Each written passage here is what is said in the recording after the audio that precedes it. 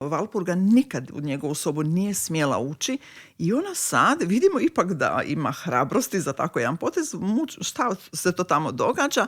i ona uzme ključ od te sobe, ode, ali sad je zanimljivo, ona se toliko boji i sad čitati, da ne bi služavke i sluge vidjele kako ona gore čita, nego noću kad su svi zaspali, ona je uzela spise, odnijela u svoju sobu, onda krišom opet vratila ih na isto mjesto i sve zaključala. Svašta saznaje, čita pritužbe svoga muža francuskoj vladi, jer prije ove vlade bili su Napoleonovi, bila je francuska uprava u Senju i gdje Ante Stipančić zapravo ružno govori protiv Senjana svojih, piše pritužbu francuskoj vladi o lošem mesu mesara, o nezdravom kruhu pekara, o nečistoći u gradskim ulicama, noćnim neredima, nemirima, od podmitljivosti gradskih činovnika. On zapravo tužaka svoje Senjane. Vjerojatno je u pravu, ali tužaka ih francuskoj vladi.